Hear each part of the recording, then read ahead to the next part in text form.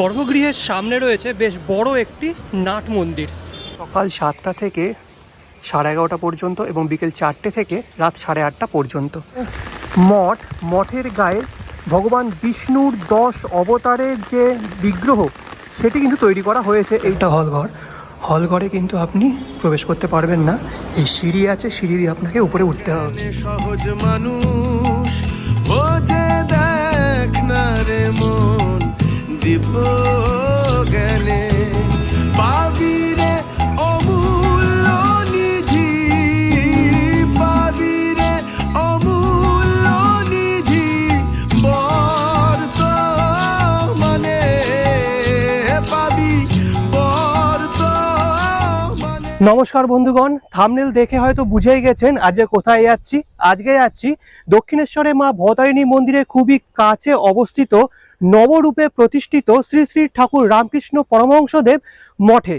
এই মঠ 16ই জুলাই অর্থাৎ রথযাত্রার দিন প্রতিষ্ঠিত হয়েছে। সেদিনকেই যাওয়ার কথা ছিল, কিন্তু মায়াপুর চলে গিয়েছিলাম, আপনারা সকলেই জানেন। তাই আজকে ঠিক করলাম আজকে এই নবনির্মিত মঠে যাওয়া যাক। নবনির্মিত নবপ্রতিষ্ঠিত এই রামকৃষ্ণ মঠ দক্ষিণেশ্বরে কোথায় অবস্থিত, আপনারা কি করে পৌঁছবেন, সবকিছু তথ্য দিয়ে দিয়েছি এই ভিডিওতে। ভিডিওটা দেখে যদি ভালো লাগে তাহলে অবশ্যই লাইক, কমেন্ট, শেয়ার এবং সাবস্ক্রাইব করতে একদমই ভুলবেন না। তো চলুন শুরু করা যাক। কিন্তু শুরু করার আগে যারা আমাকে চেনেন না, আমি হলাম আপনাদের নীল আর আপনারা দেখছেন আমার চ্যানেল উইশ বাকেট। তো চলুন যাত্রা শুরু করা যাক।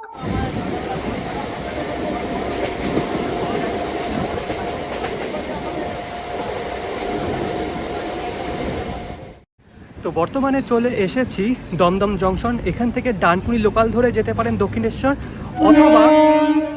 অথবা মেট্রো করেও যেতে পারেন দক্ষিণেশ্বর। এখন ডানকুনি লোকাল নেই, তাই আমি মেট্রো করেই দক্ষিণেশ্বর যাব।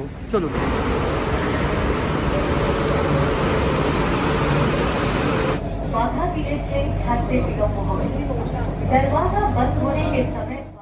তো বর্তমানে আমি চলে এসেছি দক্ষিণেশ্বর মেট্রো স্টেশন। এবার এখান থেকে কি করে আপনি নবনির্মিত এই মন্দিরে যাবেন সেটা চলুন আপনাদের দেখিয়ে দিই। তো সামনেই রয়েছে দক্ষিণেশ্বর রেল স্টেশনের টিকিট কাউন্টার। এই যে দক্ষিণেশ্বরের মন্দিরের আদলে তৈরি, আর তার ঠিক পাশেই মেট্রো, তার পাশে স্টেশন। এবার আপনি এখান দিয়ে বেরিয়ে সামনে যদি আসেন তাহলে চোখে পড়বে এই যে স্কাইওয়াকের নিচ দিয়ে আপনাদের যেতে হবে। যদি আপনি হাঁটতে না চান তাহলে এখান থেকে অনেক টোটো পেয়ে যাবেন, টোটো করে চলে আসতে পারেন নবনির্মিত এই মন্দিরে। তবে হেঁটে যেতে আপনার সময় লাগবে মাত্র 10 মিনিট মতো, আর এই স্কাইওয়াকের নিচ দিয়েই আপনাদের যেতে হবে। আমি হেঁটেই যাব, চলুন দেখিয়ে দিচ্ছি। সকালবেলার দিকে যদি আসেন তাহলে স্কাইওয়াকে করেই আসতে পারবেন। এখন দুপুরবেলা স্কাইওয়াক বন্ধ, তাই স্কাইওয়াকের নিচ দিয়ে যাচ্ছি আমি।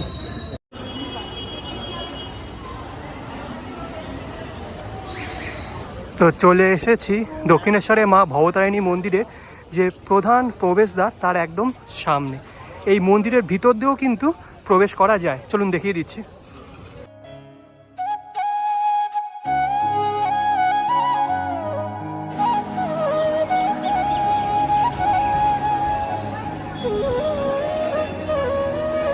তো আপনারা সকলেই জানেন যে মায়ের মন্দিরের ভিতরে মোবাইল নিয়ে ঢোকা যায় না, তাই ভিতরে মোবাইল নিয়ে ঢুকতে পারবো না। বাইরে থেকেই মায়ের মন্দিরটা একবার দর্শন করে নিন, অপূর্ব সুন্দর। তো এই যে মায়ের মন্দির, তার পাশে এই রাস্তাটা চলে গেছে, এই রাস্তা ধরে আপনাদের যেতে হবে। 2 মিনিট মতন সময় লাগবে যেতে। এই যে ডালার দোকানগুলো রয়েছে তার পাশে এই যে রাস্তা চলে গেল, এখান দিয়েই আপনাদের যেতে হবে। এই যেখানে লেখা রয়েছে 3 নম্বর পার্কিং এক্সিট। তো বলতে পারেন এই যে নবনির্মিত রামকৃষ্ণ মঠ, এটি কিন্তু দক্ষিণেশ্বর যে মন্দির তার প্রাঙ্গণেই অবস্থিত। তো আমি এই সাইড দিয়ে আসলাম, এই সাইড দিয়ে এসে ডান দিকে রয়েছে 3 নম্বর গেট। এই গেট দিয়ে বেরোলেই ডান সাইডে পড়বে এই মন্দির। এই যে অবশেষে পৌঁছে গেছি আজকের গন্তব্যস্থল, অর্থাৎ নবপ্রতিষ্ঠিত শ্রী শ্রী রামকৃষ্ণ মঠ দক্ষিণেশ্বরে। আমার পাশেই রয়েছে, তো চলুন দেখিয়ে দিচ্ছি।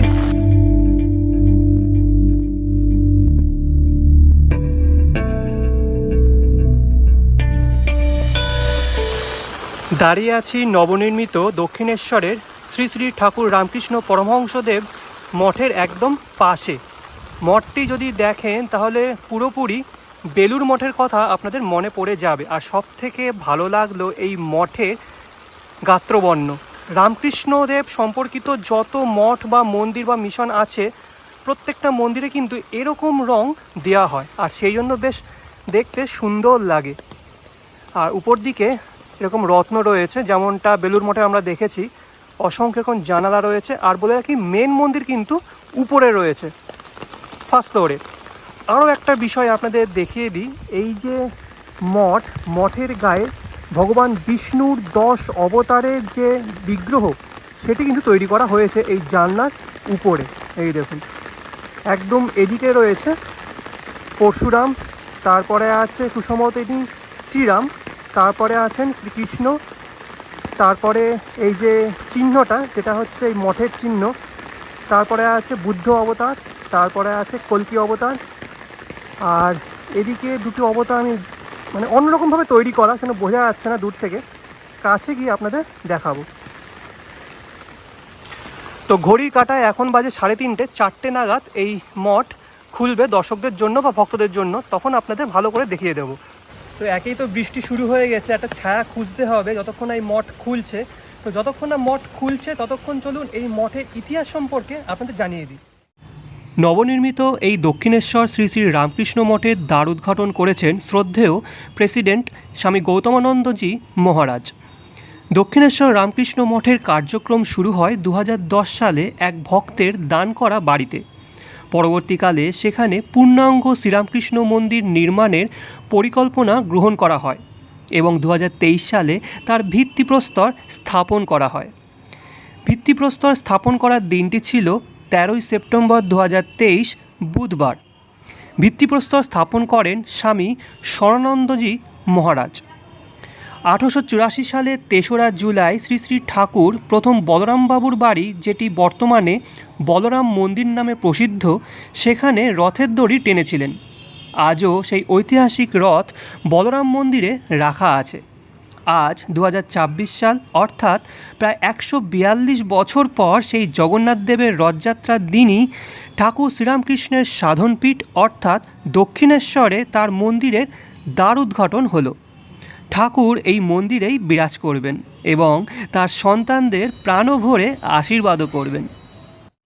আমি আসলাম এই গেট দিয়ে, আপনারা চাইলে এদিক দিয়েও আসতে পারেন, মানে বিপরীত দিক দিয়ে গাড়ি নিয়ে আসলে এদিক দিয়ে আসবেন। এটি হলো মন্দিরে প্রবেশ করার প্রধান প্রবেশদ্বার, আর প্রবেশদ্বারের গায়ে মন্দির খোলা এবং বন্ধ হওয়ার সময়টা লেখা আছে। এই যে সকাল 7টা থেকে 11:30 পর্যন্ত এবং বিকেল 4টে থেকে রাত 8:30 পর্যন্ত। আর নিচে লেখা আছে এই গেট বন্ধ থাকলে গেট নম্বর 2 দিয়ে প্রবেশ করবেন। তো সামনে ছিল গেট নম্বর 1 আর তার ঠিক পাশেই রয়েছে গেট নম্বর 2। তো 1 নম্বর গেটটি বন্ধ থাকলে 2 নম্বর গেট দিয়ে আপনারা প্রবেশ করবেন।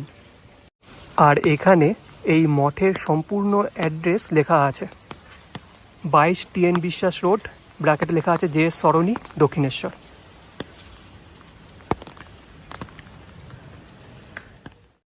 আপনাদের একটু আগে দেখিয়েছিলাম যে দক্ষিণেশ্বর মেট্রো স্টেশন থেকে বেরিয়ে স্কাইওয়াকের নিচ দিয়ে হেঁটে দক্ষিণেশ্বরের যে মূল মন্দির অর্থাৎ মা ভবতারিণী মন্দির, সেই মন্দির দিয়ে প্রবেশ করে পৌঁছেছিলাম রামকৃষ্ণ মঠে। আরও একটা পথ আছে, সেটি হলো এই যে মা ভবতারিণী মন্দিরের যে মূল প্রবেশদ্বার তার ঠিক সামনে অর্থাৎ এই স্কাইওয়াকের নিচে ডান দিকে একটা রাস্তা চলে গেল, এই রাস্তা দিয়েও আপনারা যেতে পারেন। আর যেহেতু আজকে শ্রাবণ মাসের 2য় সোমবার, তাই প্রচুর ভক্ত এসেছেন বাবার মাথায় জল ঢালতে। এই দেখুন। তো আপনারা যদি গাড়ি করে আসেন তাহলে এই স্কাইওয়াকের নিচ দিয়ে এসে ডান দিক দিয়ে সোজা চলে যেতে পারবেন রামকৃষ্ণ মঠে। আর যদি এই রাস্তা দিয়ে আসেন তাহলে এই রাস্তা দিয়ে 1 মিনিট আসার পর এখানে পড়বে ময়ূর প্যালেস গেস্ট হাউস। এই গেস্ট হাউসের ঠিক পাশে যে রাস্তাটা চলে গেল এই রাস্তাতেই রয়েছে রামকৃষ্ণ মঠ। পাবি রে অমূল্য নিধি, পাবি রে অমূল্য নিধি, বর্তমানে পাবি, বর্তমানে সহজ মানুষ।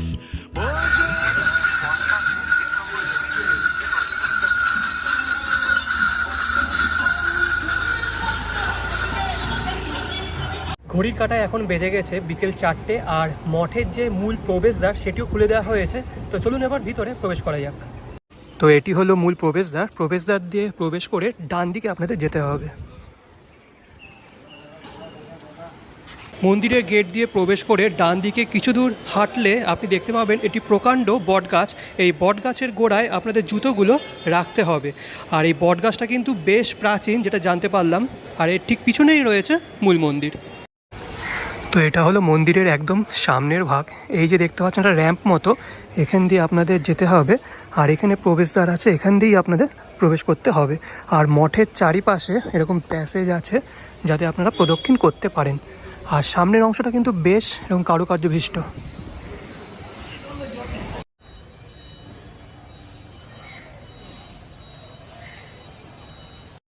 তো এদিক দিয়ে প্রবেশ করে নিচে আছে একটা হলঘর। হলঘরে কিন্তু আপনি প্রবেশ করতে পারবেন না, এই সিঁড়ি আছে, সিঁড়ি দিয়ে আপনাকে উপরে উঠতে হবে। হলঘর হচ্ছে যখন কোনো অনুষ্ঠান হয় তখন আপনারা এই হলঘর যেতে পারবেন, হলঘরে। তো এটি হলো সেই গ্রাউন্ড ফ্লোরের হলঘর। এর ঠিক সামনেই রয়েছে সিঁড়ি। এই সিঁড়ি দিয়ে আপনাদের ফার্স্ট ফ্লোরে উঠতে হবে। ওপরেই রয়েছে মূল গর্ভগৃহ।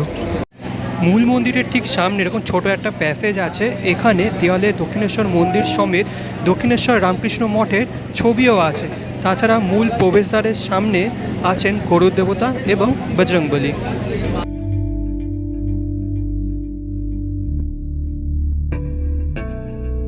এবার আসি মঠের গর্ভগৃহ সম্পর্কে। গর্ভগৃহে বিরাজ করছেন শ্রী শ্রী ঠাকুর রামকৃষ্ণ পরমহংসদেব এবং তার সাথে বিরাজ করছেন শ্রী শ্রী মা এবং স্বামী বিবেকানন্দ।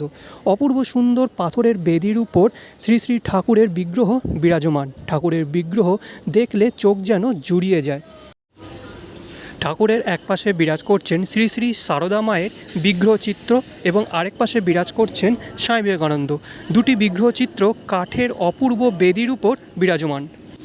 তাছাড়া গর্ভগৃহের এক পাশের দেওয়ালে বিরাজ করছেন দক্ষিণেশ্বরের মা ভবতারিণীর বিগ্রহ চিত্র।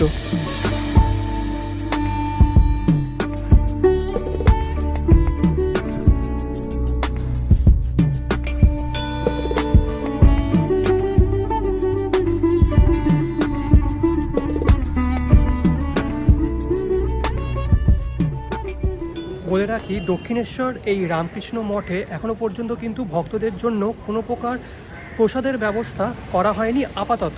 আগামীকালে বা আগামী দিনে হবে কি না সঠিক বলতে পারছি না। মন্দিরের ভিতর কিন্তু ছবি বা ভিডিও করা যায় না, একদমই অ্যালাউ করলো না। যে ছবিগুলো এখন দেখছেন এই ছবিগুলো এখানকারই এক মহারাজের যে সোশ্যাল সাইট সেখান থেকে আমি নিয়েছি। তো এই ছিল দক্ষিণেশ্বরের নবরূপে প্রতিষ্ঠিত শ্রী শ্রী রামকৃষ্ণ মঠ। বেশি কিছু দেখাতে পারলাম না কারণ ভিতরে ছবি তোলা একদমই অ্যালাউ না। তো যদি মনে হয় যে ভালো একটা খোঁজ আপনাদের দিতে পেরেছি তাহলে অবশ্যই লাইক, কমেন্ট, শেয়ার এবং সাবস্ক্রাইব করে আমাকে আশীর্বাদ করতে ভুলবেন না। আসি পরবর্তী কোনো এক ভিডিও নিয়ে। আনন্দ ভালো থাকবেন, সুস্থ থাকবেন। আজকের জন্য বিদায়।